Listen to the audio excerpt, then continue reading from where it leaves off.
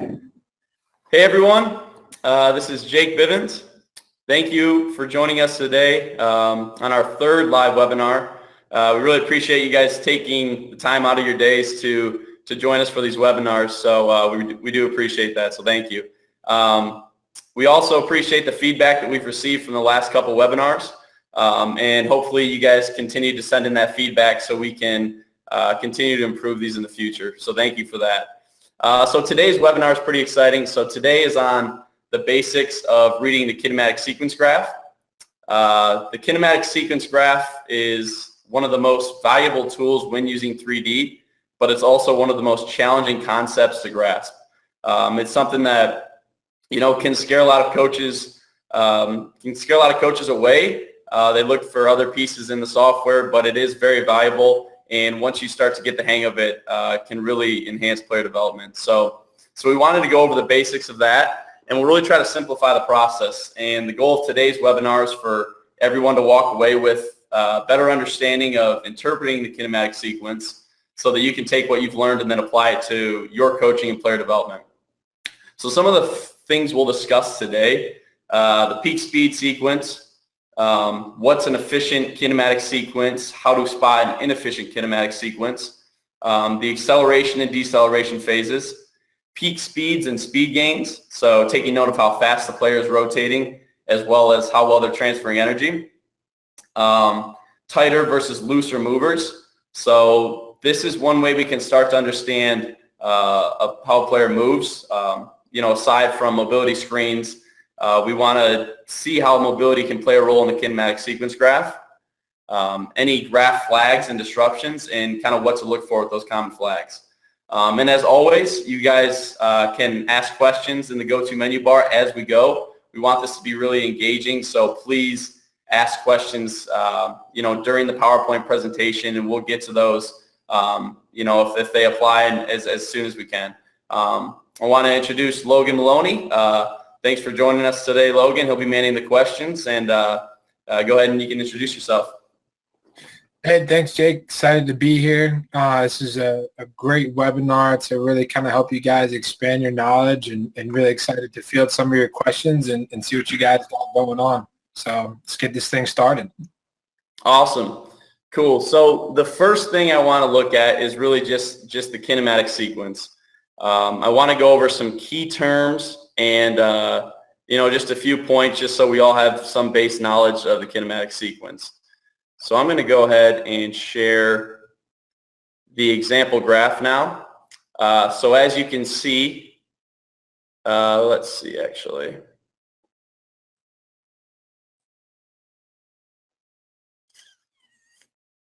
So the kinematic sequence, all right. Cool. So the kinematic sequence, if we're looking here, so along the bottom, the x-axis, we're looking at time. So that'll be in milliseconds. And then on the y-axis, the vertical axis there, we're looking at velocity. So that's in degrees. Everything below the x-axis is the loading phase. So this is obviously when the player is getting rhythm backwards. And then the transition sequence is when each body segment crosses the x-axis and begins to fire. So the transition sequence, as we can see on the efficient kinematic sequence graph, happens, you know, for the pelvis right around heel strike, and for the rest of these segments right around first move. So the transition sequence is that firing phase, and it's when these cross the x-axis. The next thing we'll look at is the each body segment. So pelvis is red, torso is green, lead arm is blue, and brown is hand. So that's just kind of giving you a quick idea of the different segments that we're measuring and their kind of color metrics on the kinematic sequence graph.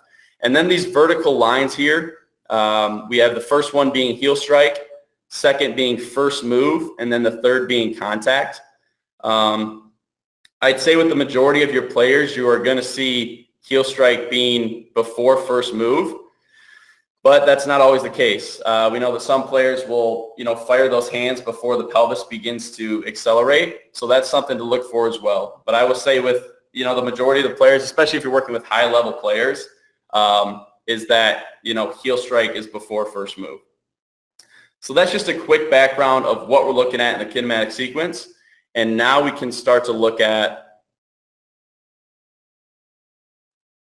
how we begin to break down a kinematic sequence. So, I will start with, each coach is different when they break down the kinematic sequence graph. Each coach has a different flow, and there's a lot of intricacies that we can start to look at. What we've tried to do here is just bring all of that together so we can start to kind of get a good consistent flow together, and this is the one that we use here at K-Motion. So I'll start by playing this quick video here. Each coach is different when analyzing kinematic sequence graph, but there are a few commonalities that they all share when breaking down a player's data and sequence. One of those being peak speed sequence. We can see here that this player has a 1, 2, 3, 4 peak speed sequence. This tells us the pattern that they create during their rotational movement.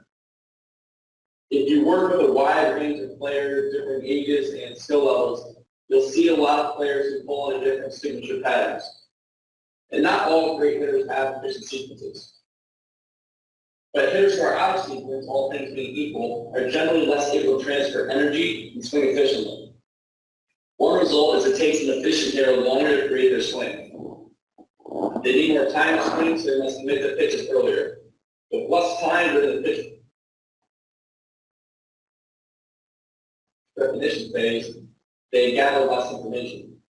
This leads to higher chase rates, higher swing miss rates. An efficient swing not only creates more speed, but it also gives the hitter more time to make decisions, which is invaluable, especially when you start facing elite pitching and the velocity starts to climb. So after identifying their most common sequence, we will then be able to dive into why. What are they doing well, and maybe what are their inefficiencies that are causing their signature sequence. Cool. So the first thing that we want to look at is the peak speed sequence. So is the player in a 1, 2, 3, 4 efficient sequence, or are they consistently 3, 2, 1, 4, or is the pelvis peaking last? So the peak speed sequence is just telling us, at which point does each of these segments peak and in which order. So, efficient kinematic sequence often has that pelvis peaking first and the hand peaking last.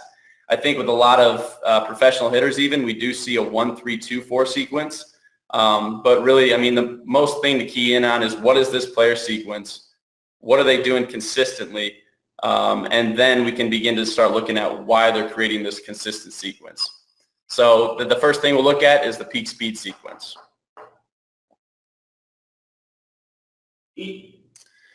The next thing we'll start to want to understand is, the shape of the graph. So how well the player is accelerating and decelerating. When it comes to an efficient kinematic sequence graph, we really want to see peaking mountains versus rolling hills. And that can tell us that the player is, has functional strength, has mechanical ability, and, kind of has proper mobility in some of these important body segments to be able to turn quickly and then hit on the brakes. And a lot of the coaches that we work with, consider the deceleration phase even more important than the acceleration phase, because that's how a player will transfer energy up the chain. So you can see here on the efficient kinematic sequence graph, this is a professional hitter. They accelerate really quickly, and then once they hit that peak, they decelerate just as fast. And on the other graph here, this is, a less seasoned player. And the one thing we notice right away is that that green torso is almost plateauing. So instead of the, really sharp acceleration, deceleration, it's flattening out, which is telling us that, it's not stopping properly. And what we'd start to look at there is, what's going on, above that segment. So is the hand accelerating cleanly? Is the pelvis running into issues, transferring that energy? And we can start to understand why we see that plateau.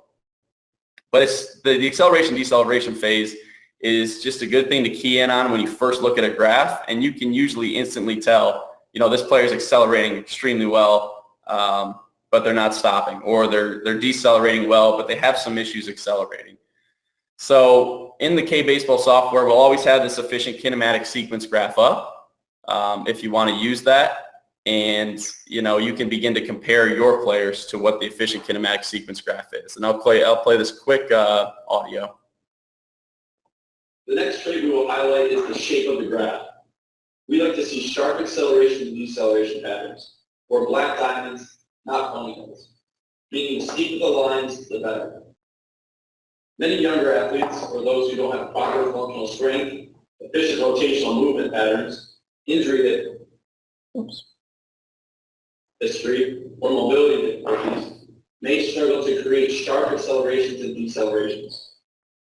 We can see here that this player accelerates rapidly and efficiently, getting those segments up to peak speed fast and on time, and then decelerates efficiently, hitting on the brakes for proper energy transfer to the next segment.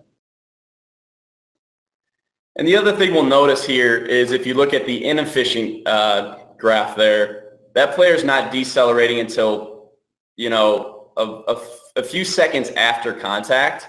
And obviously when we're hitting, it's important to be able to decelerate these segments and send the energy out through the bat into the ball prior to contact or at contact.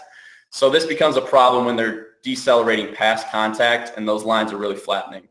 So again, we have, I think would do well here is, can past injury cause some of those bunny hills in our kinematic sequence? Yeah, absolutely. So this is a really important one that coaches should understand when working with their players. Is not only will mobility play into the shape of the graph, but also injury history. So myself included, and I know a lot of players who have had past injury or shoulder injuries, kind of in this upper torso region, they'll have trouble really decelerating and accelerating both the torso, the lead arm, and the hand. So I think it's important, as always, to loop in kind of the medical professionals and also ask your player questions.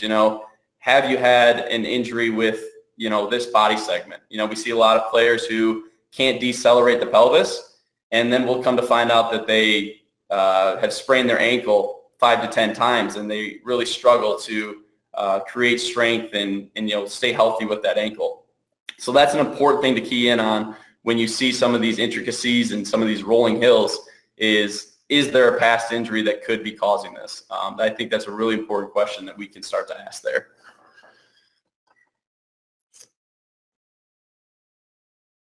Awesome. So the next thing we'll look at is peak speeds and speed gains. And I'll play this quick audio clip. Peak speeds and speed gains are the next area that we want to target. There's a couple of questions that we want answers to when evaluating speeds. How fast is each segment moving? What's the size and age of the player? Size will affect speed, so it's something that we should measure. And also, is any segment underworking or overworking? With this graph, we see that this player's peak speeds are 750, 1100, 1325, and 1850, indicating that they are balanced across each segment, not relying on one to do all the work. Speed gain is the ratio of how much faster the segment above is moving compared to the one below it. It is a good indicator of energy transfer. It can be seen in the spacing, north and south, in between each peak speed icon. We can see here that there's adequate spacing between each of these segments, indicating this player transfers energy well. We like to see about 250 degrees per second increase from pelvis to torso, 200 to 250 degrees per second increase from torso to lead arm, and about 500 degrees per second between the arm and hand. With many athletes, you will notice stacking of these icons or segments. That allows us to know when the player is not transferring energy well, and then we can investigate why. Could be due to a mechanical swing flaw, lack of functional strength in that region, or a mobility issue. Great. So as we can see on the screen, we have, again, our efficient kinematic sequence graph. It kind of zoomed in there. And you can see what I was just explaining. So that speed gain or that spacing north and south between the segments, which is telling us that this player is transferring energy efficiently up the chain.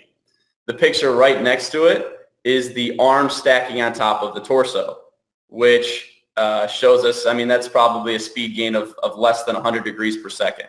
So that's telling us that those segments are moving at pretty much the same speed. And then, like I said, we want to investigate why. Could be, the player can't independently separate due to an injury, or mechanically they just don't separate those segments and kind of fire them in sequence. So again, speed gains can be great and can lack at any point in the swing. Just because the speed gain between the torso and pelvis isn't great here for this player, they still do a pretty good job of creating speed between the pelvis and torso. So that's something to keep in mind. But again, a lot of times with youth athletes and many of the players you work with, there will be stacking with all of these segments. So they're not transferring energy really at all from the pelvis to the bat, and they're all going at the same speed. That can be sometimes kind of a gate swing, is a term that a lot of coaches use. So we want to start to look at how much spacing they're creating. And so on this graph on the far right, the big graph that we see here, again, this was the one we looked at earlier. Pelvis and torso going at the same speed and no speed gain there. So right, sorry, cut you off there. How much would, when the player loads, kind of affect maybe them being able to separate or affect the timing of the peak speeds? Yeah, I mean, well, it's so important, right? Because many times, a lot of times when we work with younger athletes, they don't load much at all, and they'll just fire kind of from a stationary position, which is going to cause them to not be able to speed up each of these segments kind of on top of each other and really turn at the same speed. So again, that loading phase is so important, and we want to look backwards in the swing there to that loading phase, because that allows the player to fire the pelvis, then the torso, then the arm, and then the hand. And they can add some speed gains and peak speeds. And the other thing on this is, peak speeds are really important to look at. But again, we need to take into account the player's size, because a youth athlete will actually rotate extremely quick, which will shoot their peak speeds extremely high, but they might not have the functional ability to decelerate. So in our level 1 certification, Justin Stone uses a real speed algorithm that he measures his players. So that's something that we recommend there too, because peak speeds are important, but we do want to take into account the player's size. And same goes with speed gains. Youth athletes can have a very efficient kinematic sequence, and they may lack peak or speed gains, and that's okay, because that's very consistent across the board with youth athletes, just because they're still building that functional strength. Maybe it's the core strength, not allowing them to shoot energy between the pelvis and torso. Maybe it's upper body strength between the torso and lead arm. But again, something we want to take into account, and maybe it's just, over the next few years that will improve with their strength. And it might not be a red flag for a youth athlete as it may be for a professional. So that was peak speeds and speed gains. We're going to throw in a poll here. So I'm going to throw this up and give everyone a few seconds to answer that.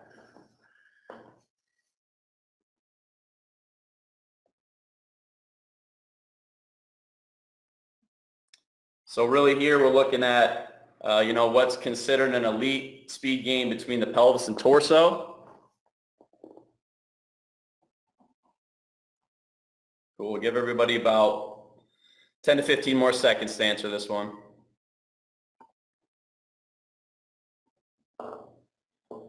Alrighty, I'm going to go ahead and close the poll. So the correct answer there, what's considered an elite speed gain between pelvis and torso, it's 250 degrees per second. So we want to see about 250 degrees per second of speed gain between the pelvis and torso, around 200 to 250 degrees per second between the torso and lead arm, and then around 500 degrees per second between the lead arm and hand. So if these numbers are lacking, it's something to look into. And we really want to dial in on that segment where they are stacking or not hitting those speed gains. We also have two more good questions for you. One has to do with our example graph, and this I think is a pretty common question they're here. They want to know, can you explain the slight dip in velocity just before contact and then the larger increase after? Is it because of where the sensor is, the barrel coming through the zone, the wrist rolling over? Kind of understanding, what we're looking for at that peak moment with the hands. Yeah, so the large jump that we see after contact is the hand or wrist rolling over. So that'll be pretty consistent with a lot of hitters that we see and shouldn't cause too much of a concern. If we see some of these fluctuations right around contact, though, that's when we'll really start to dial in and understand, maybe they are rolling over too early or they're really decelerating their hand prior to contact. And as we know, we want to be speeding up, hitting somewhat of that maximum speed either at contact or right before. So that big jump after is the rollover of the hand, but we want to key in on if everything's speeding up instead of decelerating at or before contact.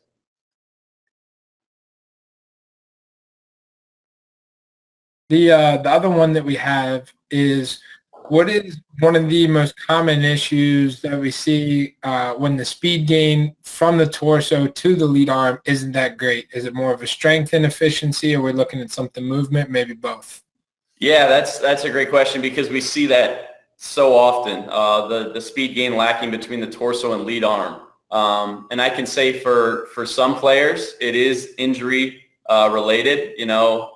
For myself, it was always a shoulder injury, and this is the case for a lot of other players. But a lot of times, it's just players don't really understand mechanically how to separate those segments and kind of use the scapular region to pull from and be able to separate. So we want to look at, are those segments going at the same speed? Are they just turning their upper body, or are they really firing that torso while keeping the hands and arm back? I think when we look at a lot of players' swings, these do go, together and at the same speed. And there are some great hitters that do that. There's some great hitters that have a little bit of stacking there, and their sequence is a little bit off. So you can do it, but when we're talking about efficiency, we really want to be able to, disassociate those two segments and fire them independently of each other instead of at the same speed. So pretty common that it's a mechanical issue. They just haven't been taught that or know how to kind of utilize some of those muscles in that region, or it's injury or, mobility as well. They don't have a lot of flexibility in their shoulders to be able to separate there. That's a great place to use the arm-based U screen as well to see if that's an actual, mobility issue, if you're not coming across any kind of injury issues for that athlete as well. Absolutely. Cool. So we'll keep rolling here. So the next thing we'll look at when we're working through this flow is, is the pelvis really accelerating out ahead of the rest of the segments? And so in our efficient kinematic sequence graph, and in a lot of the graphs we look at with major league players, at or around heel strike, they really fire the pelvis and get that going early, so they accelerate quickly out of heel strike, and they keep the rest of their body back, the rest of their segments in a good position to hit. What we can key in on here is kind of in that middle graph that you see where the hands and the arm leak early, which obviously is causing some big inefficiencies elsewhere. So we'll start to see, is any segments leaking early prior to the pelvis going? And that's right around or a little bit past the transition phase is when we can start to key in on that. So is the pelvis getting out ahead is an important thing. And we also want to take into account mobility here. So looser movers tend to, really fire the pelvis and create a lot of separation and, torque in this kind of area where there's white space and the rest of the segments are being held back, where tighter movers won't create as much, and that's fine. But that's just something we want to look at, and we want to see some type of, acceleration of the pelvis prior to the rest of these segments accelerating. So The hand and the arm is a very common one to peak out earlier than the pelvis, and it's something we want to key in on as well. So that's the next thing we'll look at in the kinematic sequence graph. And this is a big one too. So a lot of people use the kinematic sequence graphs to understand whether a player is tight versus loose. Again, you can do this by doing an on-base U mobility screen as well, and that'll give you obviously great insight. But if we're looking at strictly the graph, what we've started to see is that the majority of looser movers create more separation on the x-axis. So as you can see in the graph here, if we're looking across the x-axis and the spacing left and right between each of the peaks of these segments, we can see that the looser mover is more spread out. And so we see a lot more space in between each of these segments. So that can indicate a looser mover. And the one thing we need to take into account with looser movers is they'll usually have a longer time to contact, heel strike to contact, which isn't an issue, just something we need to keep in mind. They usually need to, it's usually more difficult for them to decelerate, and they need to, use more of their functional strength in order to do so, because they're creating so much stretch and they're creating so much torque in their bodies that they do take a lot to decelerate.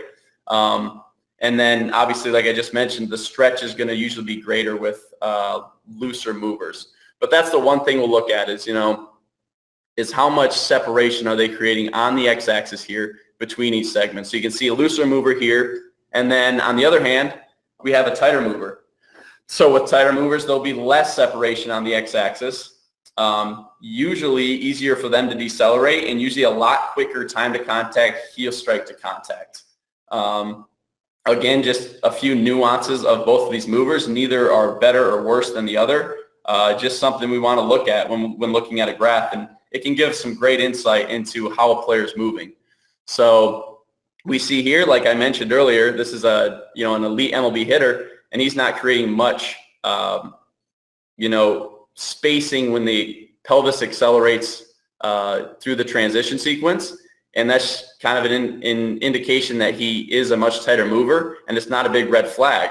Whereas we can see on the looser mover that pelvis is really getting out ahead. So these are kind of the two different graphs that we'll see, and you'll see everything in between as well. But something we want to key in on is the mobility of the player. So with that being said, we'll throw up another poll here. And this one is just looser movers and just kind of what I just mentioned.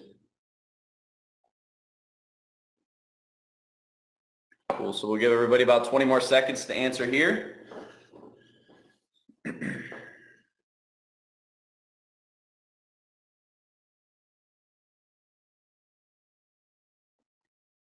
Alrighty, I'm going to go ahead and close this one. So the correct answer was, loose movers tend to have more separation between segments on the x-axis and create more stretch in the swing. Again, not always the case, but it's usually pretty consistent, and the majority of them do that if we, found out they were a looser mover based on a mobility screen. And, a loose mover will have a 3-2-1-4 kinematic sequence, but that's not a consistent thing, and that'll just happen case by case. So looks like 86% of you got that one correct. So we'll go ahead and move on here. Logan, is there any questions that have come up that we want to address? Yeah, to the looser or tighter mover, when doing an on-base U assessment of looser or tighter movers, what are the key movement parts that we're looking for?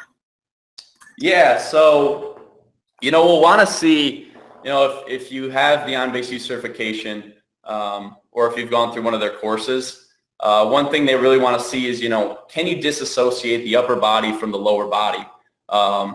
And do you kind of have independent control of both of those segments? So that's, the big one is we're looking at the torso and pelvis and how much flexibility and mobility you can move those and control those. I think control, or stability as they call it, and mobility are both, hugely important when we look at that. So how much can we rotate through the torso and pelvis are the big ones there. And then obviously shoulder mobility, ankle mobility, all of these play a major role into this as well.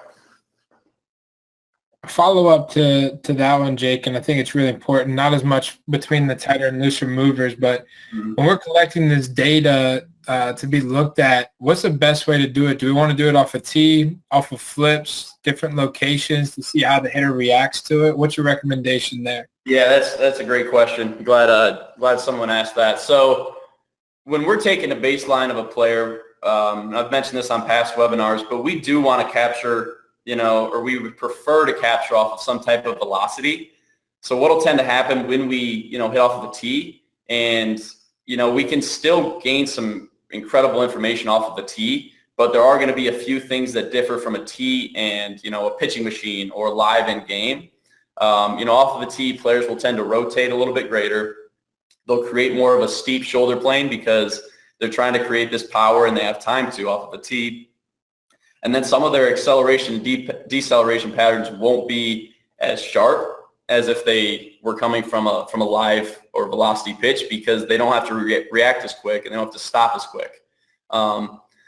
So when we are taking swings off of the tee, a lot of the same issues or positives that we see in the swing will show up in the kinematic sequence graph, but we do need to recognize that it might not be as clean as if they were taking it off of live. And then that goes into, how will pitch location and pitch affect a kinematic sequence graph? And it definitely will. But it's also a really important thing to start to understand, correlating pitch location to the kinematic sequence graph. We'll see players who are fooled on an off-speed pitch if they can still, control their energy in their lower half and hold it until they can send it up. And the sequence of a 1-2-3-4 on an outside pitch, players tend to do a 1-3-2-4 a little bit more just because they might be reaching or throwing their arm at the baseball. So all these things are really important to take into account. Usually when we're getting a baseline, we like to see off velocity that's not beating the player. We want to see their best swing. We want to see their cleanest sequence just to see what they can, what they're, capable of doing. So we'll usually do, 85 with elite hitters, 85 to 95 maybe off a velocity machine right down the middle to see their clean sequence. But we do have to understand that is, they know the pitch that's coming and it's right down the middle. But we will see some nuances based on the pitch and pitch location.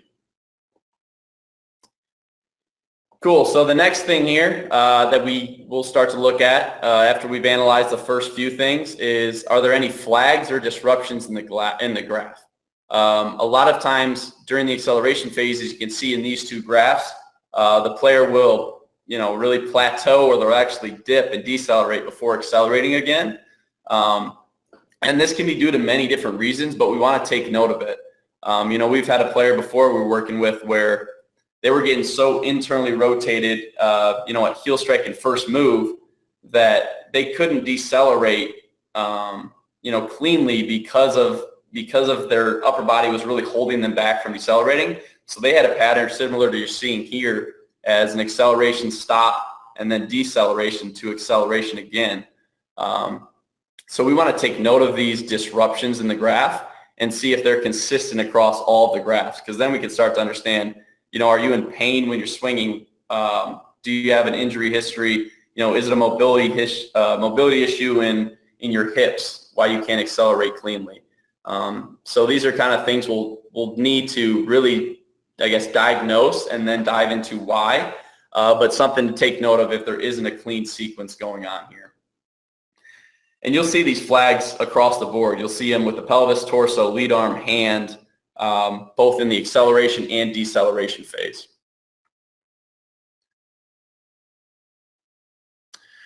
Cool. So those were kind of the main things that we look for when analyzing kinematic sequence graph. That's the flow that we use. And like I mentioned, coaches use many different flows. Some of them place more importance on some of the things we mentioned and no to low importance on some of the other things. But I just wanted to kind of cover a lot of the things that we'll tend to look for in kinematic sequence graphs. Just some additional notes here. May have already been mentioned, but an efficient kinematic sequence allows a player to shut down the swing earlier, which is important, as we decelerate these segments. And when we're trying to track a pitch coming in, it's important that we have control of our body and we can shut down late in the swing if we recognize that it's a ball or not a good pitch to swing at. So that's important, and that's why the kinematic sequence is so important. Like I mentioned, we need functional ability to decelerate these segments. Youth athletes do tend to struggle with this, so it's something to note with youth athletes, but it's not a flag or a red flag with them, similar to speed gains. It's just something to see, as they progress and develop as players. This should clean up little by little as they continue to get stronger and learn how to decelerate these segments. The scapular load is important, especially from the speed gain from the torso to lead arm, kind of like I mentioned. Many players don't even know how to load that muscle group. So when they're having trouble gaining speed from the torso to lead arm, it's something to look at. Can you even do this? Is there any pain? Is there any mobility issues there? Quick recap, the peaking mountains versus rolling hills, that's just a good, easy way to remember. We want to see sharp acceleration and sharp deceleration. And then there again, when sequencing errors, let's try to look at, is it a physical or mechanical issue, mobility issue, try to take in the whole thing. And we touched on this with one of the questions, but hitting different pitches. Poor sequencing is going to tend to put the player in a bad position to, make good decisions. So it can lead to early commitment of the ball and poor decision making because, they're not a 1, 2, 3, 4 sequence, or it's not a clean sequence and everything's kind of jumbled there. So they're going to have to react instead of kind of getting a good sequence to hit each pitch. Pitch location will influence a player's kinematic sequence graph, and the pitch away could cause lead arm to peak early. So that was just a few of the additional notes there, and then how we would go through a kinematic sequence.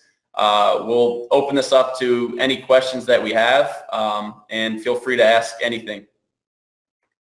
What we have right now is in between our webinars, can we find out more information? Do you guys do blogs? What else can we do to learn more about the K-Vest?